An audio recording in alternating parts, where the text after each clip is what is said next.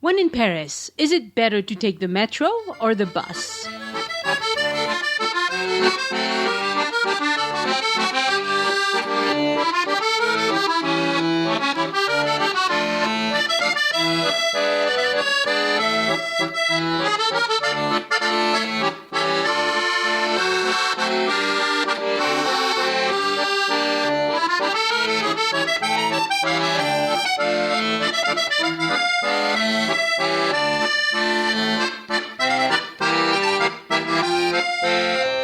This is Join Us in France, episode 142. Bonjour, I'm Annie, and today I am doing another solo episode on your transportation choices in Paris. I just spent a week in Paris and I had to answer that very question for myself, so I thought I would share what I found out.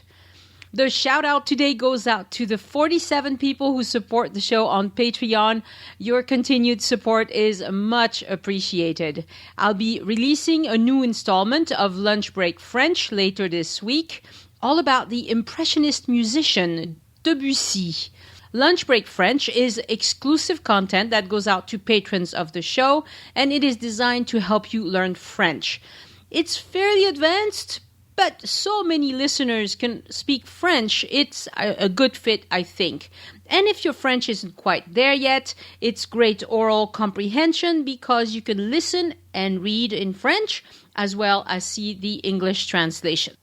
To support the show on Patreon, visit patreon.com/join us. Patreon, join us, no spaces. And thank you very much. If you like this episode, you should also check out episode 57 on 10 tips for getting around Paris. For show notes on this episode, go to joinusinfrance.com/142, the number. Elise and I are going to lead a week-long tour in Paris between May 14th and May 21st of 2017. If you love France, culture, great food, and a lovely glass of wine now and then, and want to travel with us, take a look at addictedtofrance.com. Check it out. And Elise and I are going to be visiting several accommodations in the southwest of France to make arrangements for Southwest tours. That will include some cooking classes, some French classes, and a lot of fun things in the planning phases. I am home from Paris. Very glad to be home with my family. And the animals, of course. I love the animals. I love my comfy bed too. Not that the bed wasn't comfy at the Ibis, but still, your own is always better, right?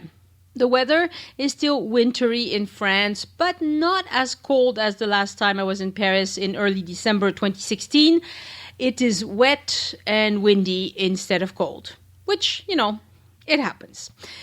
Whatever the city of Paris is doing to help with the situation of people living on the streets, it is getting better. I saw a few families sleeping on the streets, but it is really, the numbers are decreasing. I don't think you'll ever have a French city with no homeless people, but it's good to see that the improvements are being made and that some of these people are being given some shelter, some decent, place to stay with a roof over their heads.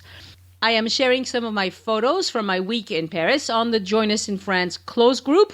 So if you're not there, search for it and ask to join. It's called Join Us in France Closed Group.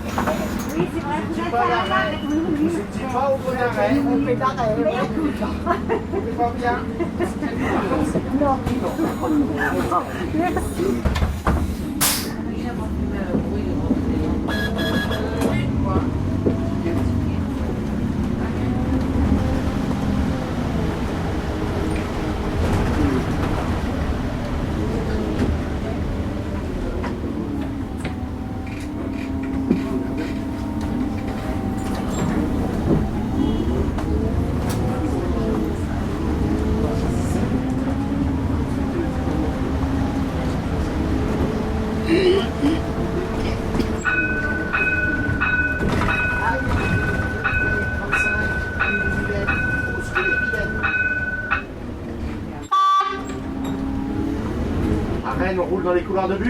Eh ben non. Ici, c'est pareil.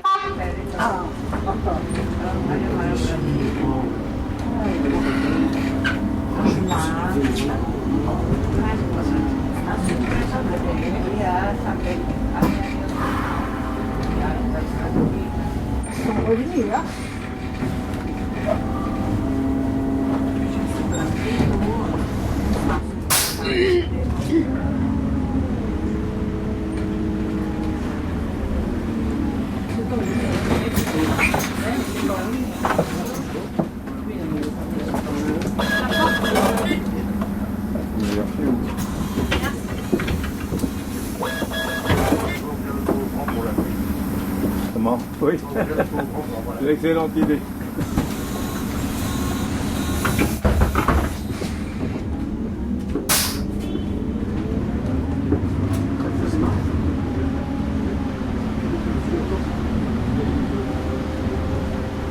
When in Paris, should you take the metro or should you take the bus? Is one better than the other? This episode spells out all the differences between the Paris metro and the Paris bus system, so that you can make the right choice for you. Of course, I have my opinion and I will share it with you as I do in every episode, but agree or disagree, I'd love to hear your comments on joinusinfrance.com/142. I have a tendency to say that everything is overly complicated in France. Well, I might have to eat my words this time because when it comes to public transportation, Paris is quite straightforward and cheaper than other European capitals. Consider this. A full-price metro ticket to go from one end of the metro line to the other in Paris will cost you €90. The same ticket in London will cost you $3.20 at today's exchange rate between the euro and the pound sterling. So London is 68% more expensive than Paris. But Berlin is even worse. The single ticket to go from one end of the city to the other in Berlin is 79% more than in Paris. And for comparison's sake, although it's not in Europe, obviously, New York, a single metro ticket is $2.75, which means it's still 36% more expensive than Paris.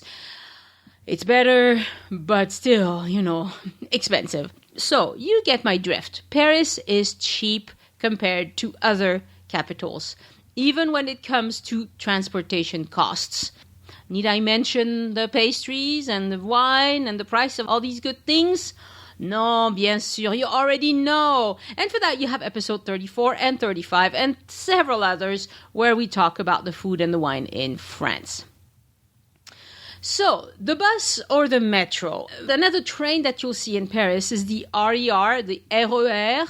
I left it out of the equation because it is a commuter train and mostly used to go longer distances. The RER does not run as often as the metro, and the distance between stops is greater. But sometimes hopping on the RER is handy. For instance, when I was in Paris last week, I had to go between Châtelet-les-Halles to Gare de Lyon. I took the RER A. My app was suggesting it, and I was like, well, yeah, that makes sense. It's, a couple of minutes. I can make it, so I went for that. I wouldn't go out of my way to look for the RER to do a quick hop like that, but if the app says it's fastest, then, people do that. And when you stay within zone 1 and 2, the price is the same no matter if you use the metro, the RER, or the bus anyway.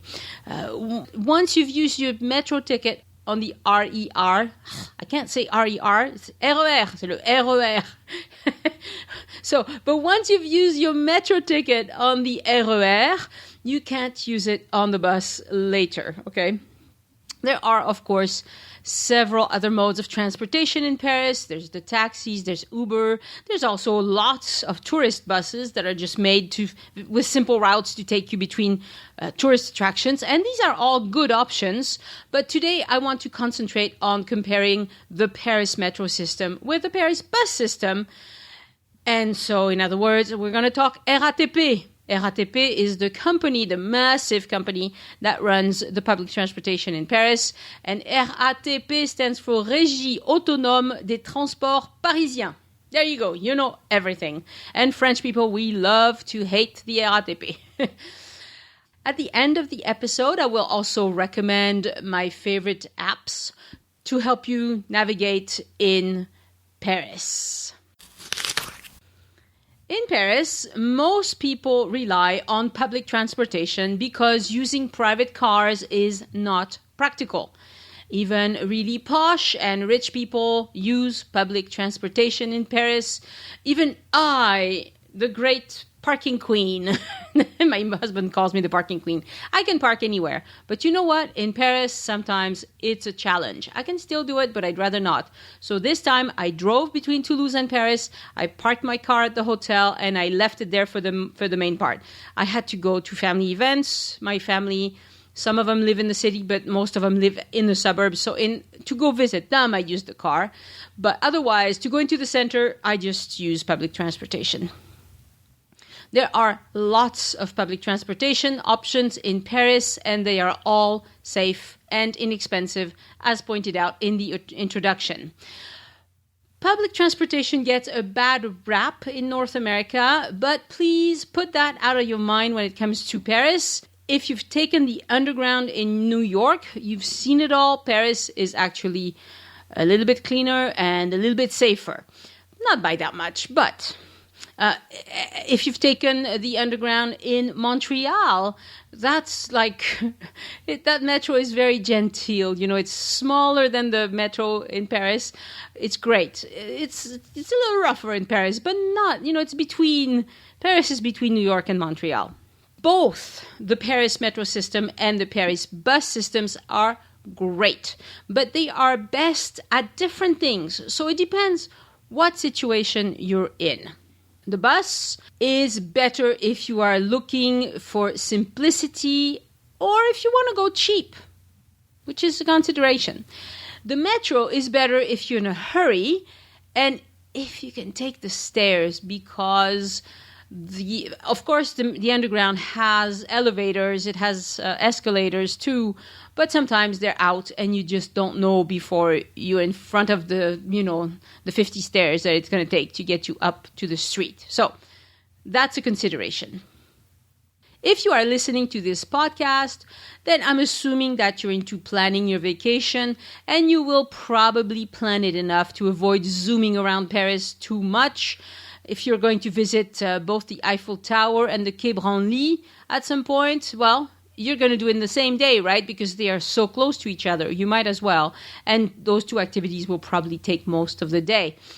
So if you plan your days out well, you can save yourself some money by not getting a transportation pass, but by getting a pack of 10 tickets instead. I never use more than 4 tickets in a day in Paris, honestly. So that comes up to €6.40 in transportation for the day, sometimes less. Any of the passes I could get cost more than that. And if you want more on going cheaply in Paris, look at the previous episode, 141. It was all about Paris on a budget. To buy a pack of 10 tickets will cost you €16 currently. Kids under 4 ride for free.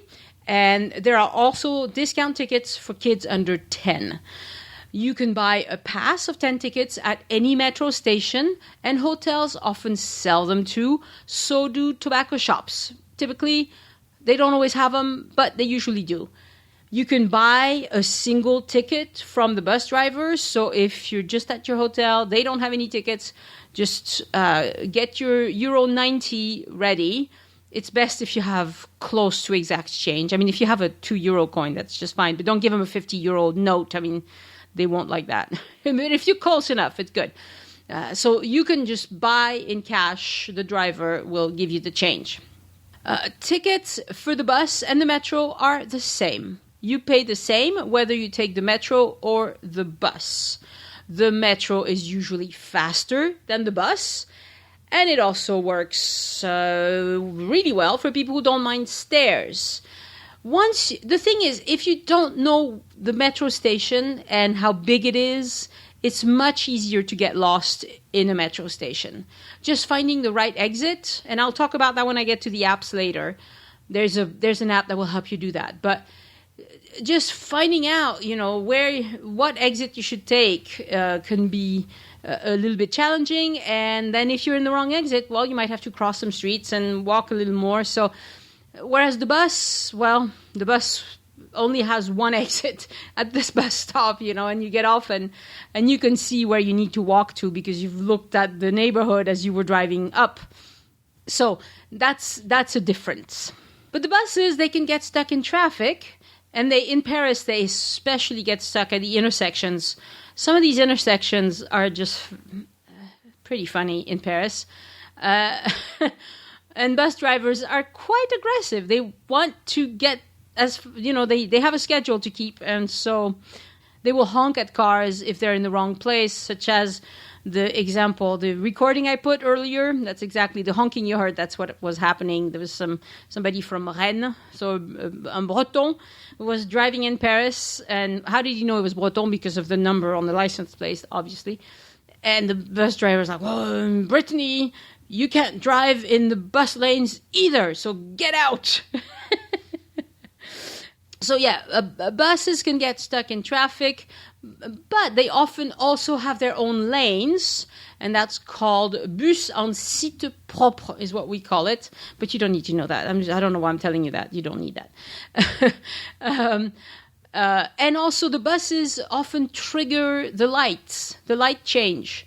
So sometimes the difference in time it takes between going somewhere with the bus or with the metro is within minutes. But typically the metro will be a little bit faster by a few minutes anyway. On the bus, the ticket is good no matter how far you ride. There are no zones to worry about. If you need to change bus, you don't have to worry about what zone you're in when you make the switch. The transfers always work between buses. The metro is a little bit more complicated. You can ride it till the end of any line. So if you get in at the center of Paris, you can ride the metro as far as you need to. It doesn't matter. But then as soon as you're out of zone 2, then you can't transfer with that same metro ticket. So it's kind of convoluted. And I mean, I know this stuff because I've done it so many times, but it's kind of surprising to visitors. They're like, why doesn't this ticket work all of a sudden? It should work, but it doesn't. The rules for the metro are kind of convoluted, whereas with the bus, they're very simple. You have 90 minutes to use your ticket. That's it, 90 minutes. And you can transfer between any bus anytime. If you're planning on mostly using the metro or in transferring between metro and bus, it's probably best to get a pass, just to save yourself some hassles. Now, you have your choice of 3 types of passes in Paris, and this is where we get complicated. French people like to complicate things. There's one called Paris Visite, so Paris Visit. It has different prices depending on the number of days and the number of zones and the age of the rider. So ask about the price. When you arrive, go to one of those ticket booths in the metro and ask about the price of Paris Visite if you're interested in that. Or you can look it up online, but I can't read out all the possible prices because it just depends on your situation. There's another pass called Mobilis Pass. It's good for 1 day, and you do have to choose how many zones you're going to use. The one that most people use is Navigo. There's a weekly Navigo pass. It's very good. You can ride any zones for a week for 22 euros and 11 cents. But you do need to pay $7.60 to get your card set up initially, and you have to have an ID photo. Any ID photo. Just make it a small one because not the big old American size ID photos. But even if you go to Facebook and print out print out a small photo on a piece of paper, it doesn't have to be a fancy photo. They just need to be able to recognize you because those Navigo passes are nominative. So you can't loan it to somebody else. That's why they need to see the photo. There are a few Paris city buses that cost more, but the vast majority of them all cost one bus ticket for 90 minutes. The Noctilien is one that costs more. That's the buses that run between, midnight and a half. How do you say that? Half an hour after midnight. And they also run till 5:30 a.m. So that's most bus lines in Paris will run between 5:30 a.m. and midnight, or shortly after midnight. The bus where I was staying at that Ibis, the bus was the last bus left at 1:15 or something like that. Noctilien is the night bus, and you need to use 2 bus tickets to get on that. Orly-Bus is the bus that will take you to the Orly airport. Roissy-Bus also, it takes you to the Roissy CDG airport, Charles de Gaulle. Roissy Charles de Gaulle is what it's called. And those 2 cost around 12 or 13 euros, I'm not sure.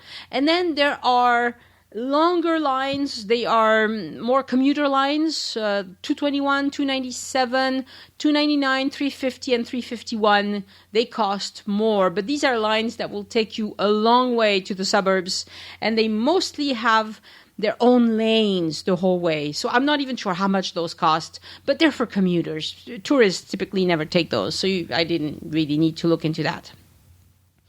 Like I said before, you can transfer between buses for 90 minutes or between metros, but with the metro, as soon as you're into zone 3, you can't transfer anymore.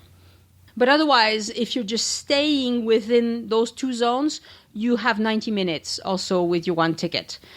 You cannot transfer between bus and metro with the same ticket.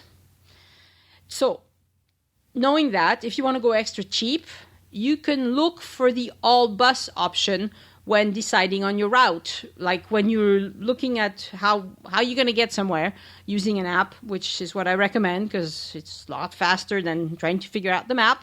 Then if you decide to I'll do a little bit with the bus and a little bit with the metro, that will cost you twice as much as if you just did just the bus. It doesn't matter if you have a pass, but if you decide to go with the single tickets, it's more money. You cannot use the same ticket to ride on the same line more than once. That's even for the bus. So if you get off the bus to buy a sandwich, you cannot get back on that same line with the same ticket. How do I know that? Because I tried it. It wasn't to buy a sandwich. I was thirsty. I saw this place that was selling drinks, and I thought, I'll get off and get a drink and come back on. Well, it cost me another ticket. It's okay. I was really thirsty. It's the same thing if you want to ride the bus until the end of the line and then just come back. You have to use a different ticket for that. So you can't use the same ticket to ride the same line more than once. That's important.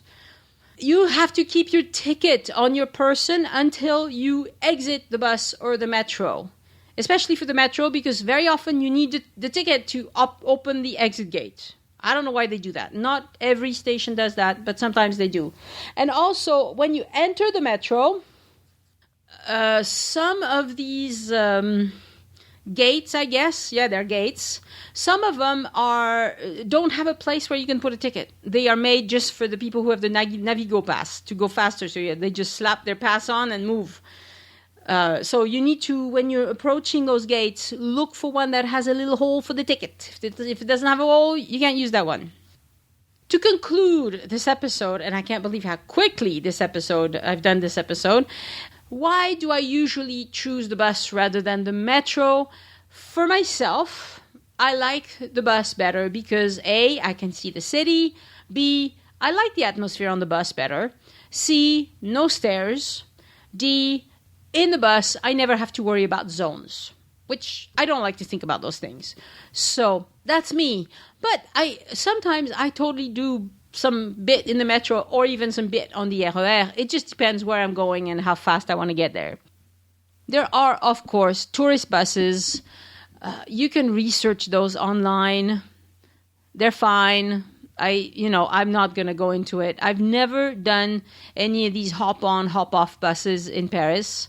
It would be good, I think, if you're just there for a couple of days and you just don't want to mess with all this stuff, then hop-on, hop-off is usually pretty good. But if you're staying for a week, for instance, then it'll get really expensive for no good reason because the Paris metro system and bus system are pretty easy to figure out, especially now that we have apps.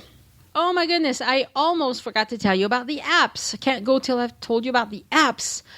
Okay, there are 2 apps that I must have when I'm in Paris that I must use. I will use them all the time. It's the RATP app, the official public transportation system app in Paris, RATP. It's free. If your phone is installed in English, it will install itself in English. It's really good. It works pretty well. But that app is a little bit prickly. So you have to enter either an exact address or the name of the stop where you need to go. And sometimes you don't know that. Or you can't remember how it's spelled, or it's a funky French word and you don't know.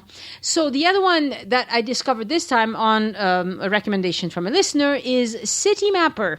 And Citymapper is really good. It's not prickly about spelling. For instance, when I wanted to go check out one of the hotels that we're considering using with Elise, I just entered the name of the hotel in Citymapper and it knew. It found it. The RATP app would never do that. I don't think they have loaded most hotel names.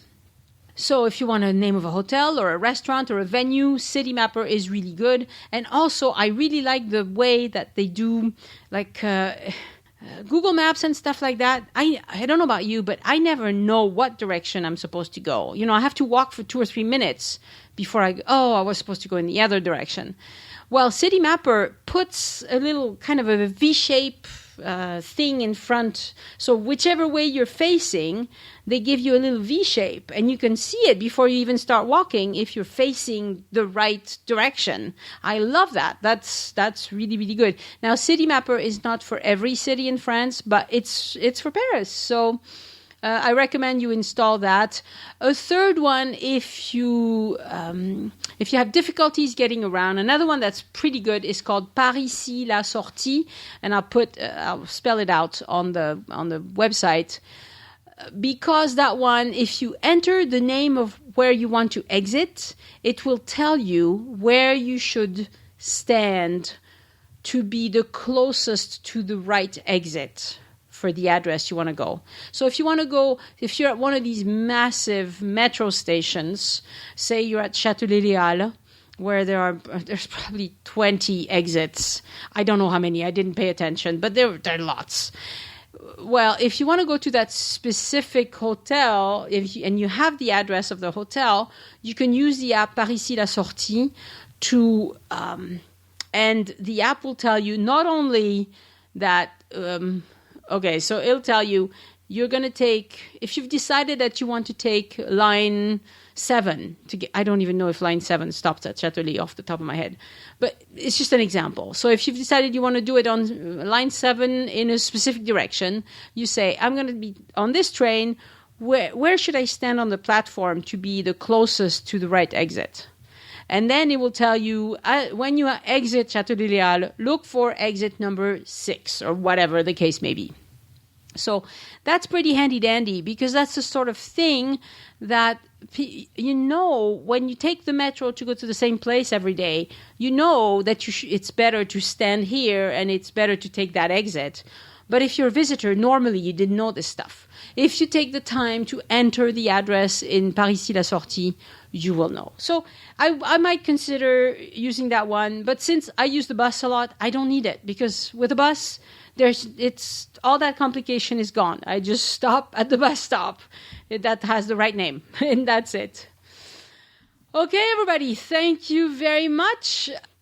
I have enjoyed my time in Paris very, very much, and I very much look forward to doing tours with everybody, because I'm getting to know Paris very well, and it's a fun place. It's just a fun place. And one thing I noticed this time is, even in the winter, even this time of year when it was pretty wet and not the best weather. People are out at the cafes and all that at Paris. And the reason why that is, it occurred to me as I sometimes, you walk by and you get a glimpse into a person's apartment. Well, sometimes these apartments are tiny. They are teeny tiny. And that's why people go out so much. Because if you want to have friends over, you don't invite friends over to your apartment because it's teeny. And so you just say, oh, let's meet at this cafe or that cafe. And it makes Paris a fun place. And also so many young people in Paris. So many young people. It's just a fun atmosphere.